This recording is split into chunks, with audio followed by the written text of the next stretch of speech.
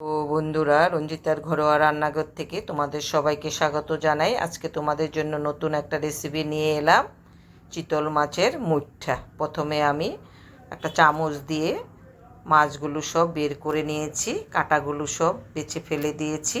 এবার সব কিছু মেখে নেব। হলুদের গুঁড়ো, লঙ্কার গুঁড়ো, নুন, কাঁচা লঙ্কা বাটা, আদা বাটা, পেঁয়াজ বাটা, রসুন বাটা, আর একটু ডিম দিয়ে দিচ্ছি, তাহলে মুইঠাগুলো নরম নরম হয় খেতে। আমি যেইভাবে বানাই সেটাই তোমাদের সঙ্গে শেয়ার করছি। এবার কড়াতে আমি জল বসিয়ে দিলাম, একটু নুন দিয়ে দিচ্ছি পরিমাণ মতো, একটা ঢাকা দিয়ে দিচ্ছি জলটা ফুটে ওঠা পর্যন্ত। জলটা ফুটে উঠেছে, এবার মুঠোগুলো সব আমি এইভাবে বানিয়ে নিচ্ছি। যদি রেসিপিটা তোমাদের ভালো লাগে তোমরা এইভাবে করে দেখতে পারো। খুব সুন্দর একটা রেসিপি। অনেকে ঝামেলা মনে করে বানাতে চায় না, খেতে গেলে তো একটু কষ্ট করতেই হবে। এবার আমি মুঠোগুলো সব তুলে নিচ্ছি।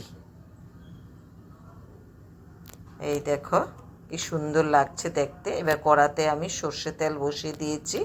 এবার মুঠাগুলো সব আমি ভেজে নেব। যদি আমার রেসিপিটা তোমাদের ভালো লাগে তোমাদের বন্ধুদের সঙ্গে, ফ্যামিলির সঙ্গে শেয়ার করো।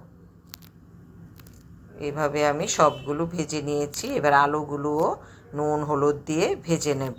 যারা যারা রঞ্জিতার ঘরোয়া রান্নাঘর সাবস্ক্রাইব করোনি, সাবস্ক্রাইব করে নেবে, তাহলে নতুন নতুন রেসিপিগুলো দেখতে পাবে।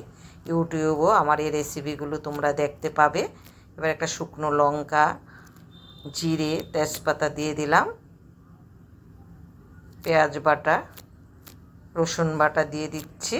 দিয়ে ওটা আমি একটু হালকা করে ভেজে নিচ্ছি। একটা টমেটো দিয়ে দিচ্ছি, আদা বাটা, কাঁচা লঙ্কা বাটা দিয়ে দিলাম, জিরের গুঁড়ো, কাশ্মীরি লঙ্কার গুঁড়ো, ধনে গুঁড়ো দিয়ে দিচ্ছি পরিমাণ মতো। যে যেরকম রান্না করবে সে সেরকম সব মশলা বাড়িয়ে কমিয়ে দেবে। মশলাটা আমার কষানো হয়ে এসছে। এবার একটুখানি নুন, আবার একটু কাশ্মীরি লঙ্কার গুঁড়ো দিয়ে দিচ্ছি, কাঁচা লঙ্কা দিয়ে দিলাম আরও কয়েকটা, একটু হালকা চিনি দিয়ে দিচ্ছি। দিয়ে আমি মশলাটা ভালো করে কষে নেব। এবার জল দিয়ে আবার একটুখানি কষে নিচ্ছি। দারুণ একটা রেসিপি। এবার মুঠাগুলো, আলুগুলোও দিয়ে দিলাম, দিয়ে আমি একসঙ্গে মিশিয়ে নিচ্ছি। আমার রেসিপিগুলো তোমাদের কাছে কেমন লাগছে কমেন্ট করে জানাবে, তাহলে খুব খুশি হব।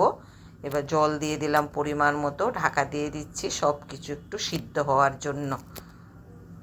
এবার এলাচ, দারচিনি থেতো করে দিয়ে দিয়েছি। এক চামচ ঘি দিয়ে দেব। তোমরা যদি না চাও নাও দিতে পারো, আমার ভালো লাগে তাই একটু ঘি দিয়ে দিলাম। খেতে খুব সুন্দর হয়েছে রেসিপিটা। রান্নাটা আমার হয়ে গেছে, আবার একটু ঢাকা দিয়ে দিচ্ছি। এই দেখো দেখতে কি সুন্দর হয়েছে।